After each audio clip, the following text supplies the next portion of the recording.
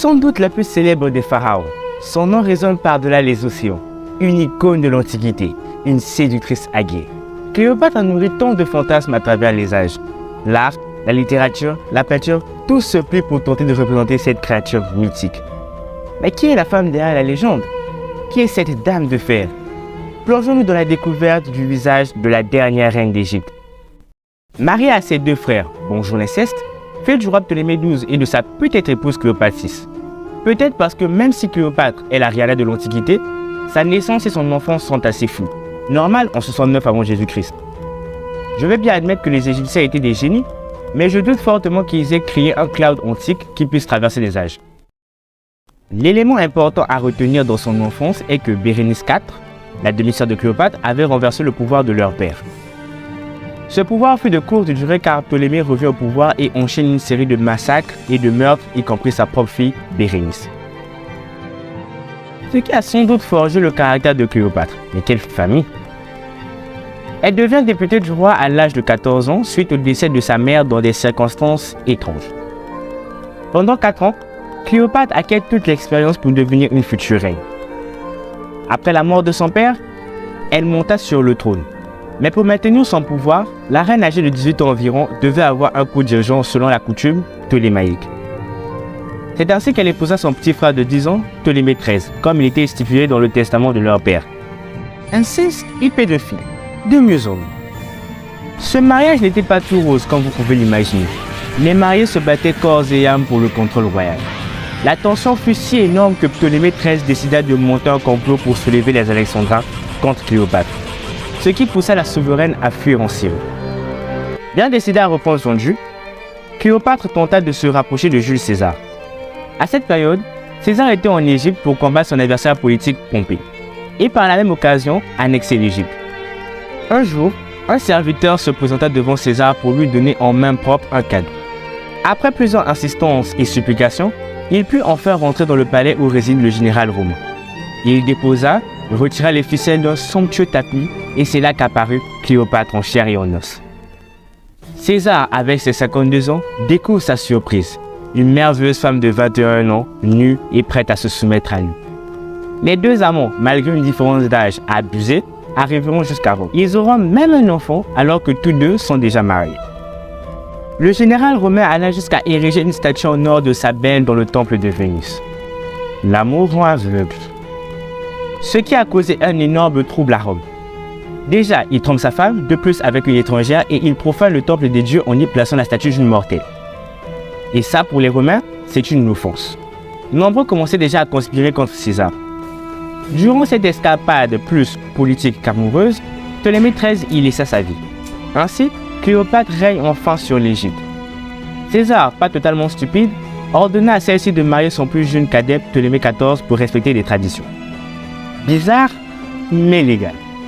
Cependant, elle est la seule à détenir réellement le pouvoir sous protectorat romain. Rapidement, Cléopâtre fait empoisonner son frère pour rester seul à la tête de l'Égypte.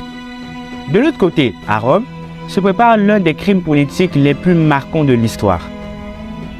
Le 15 mars de l'an 44 avant Jésus-Christ, le puissant général romain Jules César meurt de 23 coups de couteau, dont le dernier asséné par son fils spirituel Brutus, ce qui donnera lieu au fameux dicton « Tu quoque mis fili », toi aussi mon fils en latin. Conséquence, c'est la panique dans tout l'Empire. Les partisans de César sont nombreux et deux figures d'héritiers s'imposent. Il y a d'abord Marc-Antoine, qui était son lieutenant, consul en 44 avant Jésus-Christ et qui représente en quelque sorte son héritier politique. Il s'est fait remettre le testament de César et prononce son éloge funèbre, ce qui lui vaut les faveurs de la foule. Mais il y a aussi l'héritier civil, Octave, petit-neveu et fils adoptif de César, qui est allé rendre visite aux vétérans de son père adoptif, qui l'ont accueilli comme le successeur de celui-ci. Il n'apprécie pas Marc-Antoine, mais déteste encore plus Cléopâtre, car celle-ci a eu un enfant avec César, Césarion. Et cet enfant pourrait devenir et pharaon égyptien et empereur romain. Dans son testament, César ne fait aucune allusion à Césarion. Il est donc certain que César vivant est plus un obstacle au projet de la restauration de la puissance lagide qui nourrit Cléopâtre. Aussi, sa mort est une surprise mais aussi une chance que la reine tâche d'exploiter. Cléopâtre voit bien les ennuis arriver et se rapproche de Marc-Antoine en le séduisant, bien sûr. Mais sous son apparence de séductrice aguerrie, Cléopâtre est une femme très instruite et utilisa ses connaissances sur la Grèce antique pour envoûter le Rome, qui lui était un grand fan de la Grèce. Opération réussie, il est sous le charme, les coquets auront 3 enfants de cette union. Je me demande s'il y avait le sida à l'époque. Octave commence à voir dans l'alliance entre Antoine et Cléopâtre une menace. Il envoie sa sœur Octavie, la femme légitime d'Antoine et la mère de ses 2 filles, rejoindre son mari au début du printemps. Antoine ordonna à sa femme de rebrousser chemin. Octave, fou de rage, annonce le 1er janvier 33 avant Jésus-Christ la rupture avec Antoine et l'année suivante, le Sénat sous son influence déclare la guerre à Cléopâtre, donc aussi à Antoine. Tandis que ce dernier est déchu de tous ses pouvoirs. Nul doute qu'Octave craint Marc-Antoine et sa popularité encore forte au Sénat. Mais le triomphe d'Antoine en moins 35 et la désignation de Ptolémée XV, Césarion, comme roi des Égyptiens et empereur romain, lui font envisager un plus grand danger encore. Alors, bien décidé, Octave part affronter en face à face les 2 amants. Lorsque Octave était à quelques jours d'Alexandrie, les 2 amants passaient leur temps en banquets somptueux et de fêtes des plus extravagantes. Ils avaient déjà 10 ans de liaison commune quand même, sans doute l'une des plus connues de l'histoire. Ils savaient que leur jour était compté et que leur histoire d'amour finira tragiquement. Marc-Antoine se suicide en se jetant sur sa lame, mais Cléopâtre, sa mort reste encore floue, comme sa naissance par ailleurs. Selon la légende la plus populaire, elle aurait forcé un cobra égyptien venimeux nommé Aspic de lui mordre le sang. Selon les historiens grecs et romains, Cléopâtre s'est empoisonnée en utilisant soit une pommade toxique qu'elle se serait appliquée. Le poison le plus connu à cette époque était un mélange d'opium, de cigou et d'aconitum. Ou soit un instrument pointu comme une épingle à cheveux l'aurait tué. Le problème se pose à l'importance à accorder à ces sources, lorsque l'on sait qu'elles émanent de Strabon, qui n'était pas historien mais géographe. L'histoire raconte que Marc-Antoine et Cléopâtre ont été enterrés ensemble, inhumés tous les 2 par Octave, mais celui-ci refuse d'indiquer le lieu.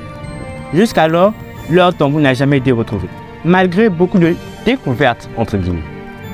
Maintenant, et si Cléopâtre n'avait jamais existé? César n'aurait peut-être pas été assassiné, Rome n'aurait pas été déchirée d'une guerre entre 2 frères d'armes, Octave n'aurait peut-être pas été le premier empereur romain.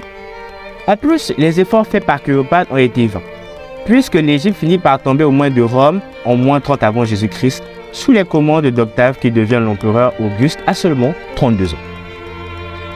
Ainsi, derrière la réalité de la dernière reine d'Égypte, se cachent beaucoup de mythes.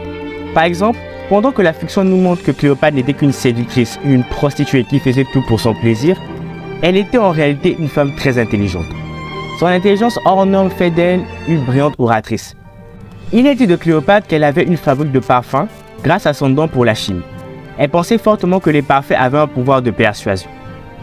Elle est aussi d'une grande éloquence et a un véritable don pour les intrigues. Elle maîtrise environ 9 langues et n'était peut-être pas aussi belle que l'on pensait. Les gens voyaient plus sa beauté dans son intelligence, son esprit, son caractère et son charme qui ont emmené son nom au-delà de l'Égypte. Tout comme Cléopâtre, il y a bien une autre femme aussi intelligente qu'irrésistible qui a amené la réputation de son royaume au-delà des océans. Son nom, Alexandra Murray. Ce nom ne vous dit peut-être rien, mais vous la connaissez forcément. Mais ça sera pour un prochain épisode. Alors, c'est tout pour ce premier épisode des femmes qui ont fait l'histoire. Oui, je sais, je suis un bâtard. Mais prenez votre mal en patience avec ces 2 vidéos en bas de l'écran pour me faire pardonner. Et le logo de la chaîne en haut pour ne pas rater la vidéo d'Alexandra Murray. En tout cas, mesdames, vous êtes à l'honneur. Si ce format vidéo vous a plu, n'hésitez pas à me le faire savoir dans les commentaires. Et me donner d'autres exemples de femmes révolutionnaires aussi. Sur ce, que la culture n'arrête jamais de vivre en toi, c'était Revol. Bisous.